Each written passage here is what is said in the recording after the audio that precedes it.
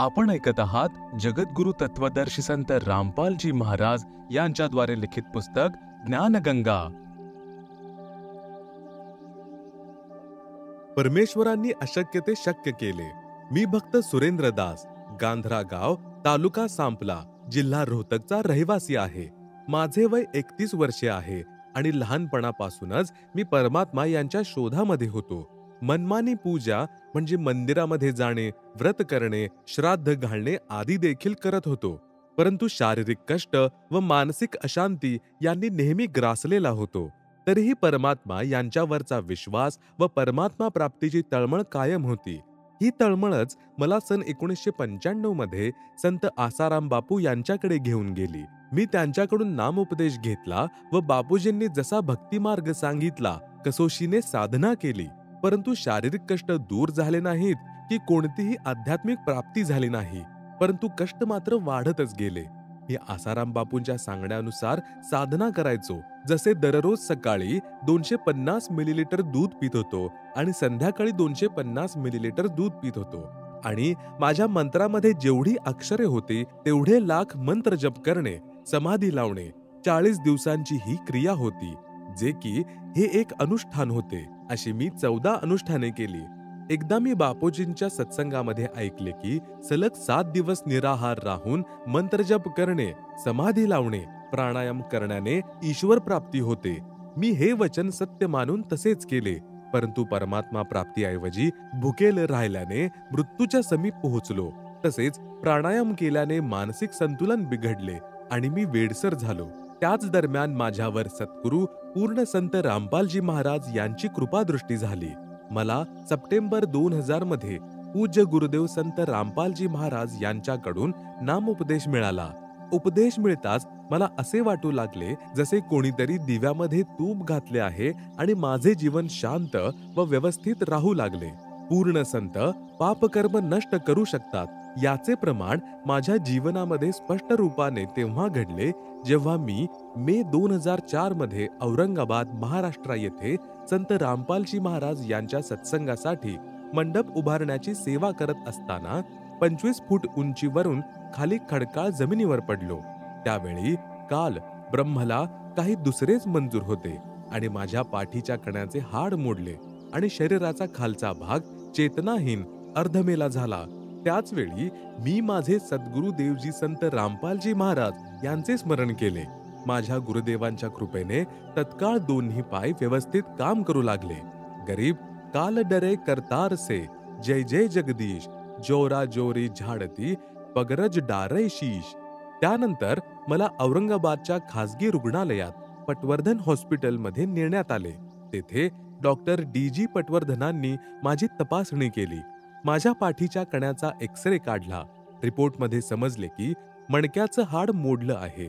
Report पाहून doctor अत्यंत आश्चर्यचकित होऊन म्हणू लागले की आपल्या कण्याचे हाड मोडले आहे आणि त्याचा एक तुकडा तुटून वेगळा झालेला आहे।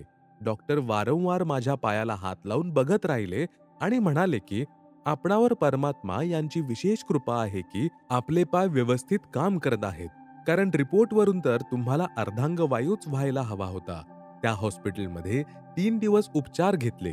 त्यानंतर डिस्चार्ज घेऊन आपल्या घरी पुन्हा हरियाणाला आलो। येथे रोहतकमध्ये मी माझा उपचार प्रसिद्ध अस्थिरोग तज्ञ, हाडांचे डॉक्टर चड्डांकडे केला। डॉक्टर चड्डा देखील माझे रिपोर्ट पाहून आश्चर्यचकित झाले आणि म्हणाले की तुम्हाला चालता फिरता कसे काय येते? रिपोर्टनुसार तर तुम्हाला अर्धांगवायूच व्हायला हवा होता। डॉक्टर चड्डांनी पुन्हा रंगीत एक्सरे काढला आणि म्हणाले की यावर उपचार करणे असंभव आहे। हाड पुन्हा अजून तुटू नये म्हणून ऑपरेशन करून आता आहे त्या स्थितीमध्येच ठेवले जाऊ शकते। त्यांनी हाडांना मजबूती येण्यासाठी इंजेक्शन सुरू केले। 3 महिन्यांचा इंजेक्शनचा कोर्स पूर्ण केला।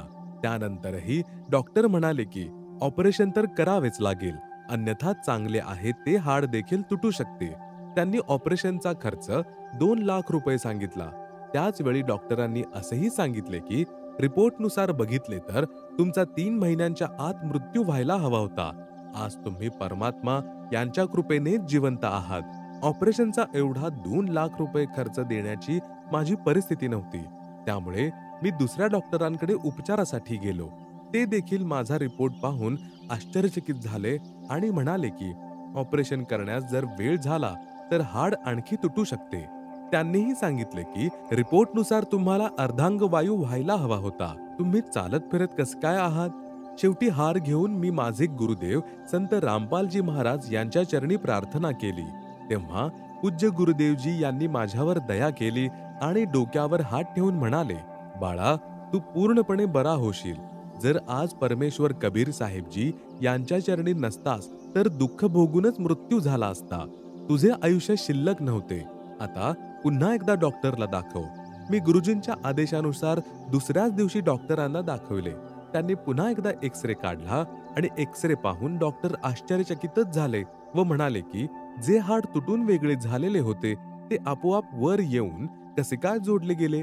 तुमच्या हाडाची अशी स्थिती होती की जशी एखादी गाडी मोठ्या चढावर जात असताना गाडीच्या इंजिनमध्ये बिघाड झाला तर ती गाडी परत खाली येऊ लागते किंवा पहिला गिअर टाकून चाकांना दगड वगैरे लावून तेथेच थांबवता येऊ शकते, पण परत पुढे चढू शकतच नाही. तुमचे हाड असे वर चढून जोडले गेलेले आहे की जे डॉक्टरी इतिहासाच्या आवाक्याबाहेरची गोष्ट आहे.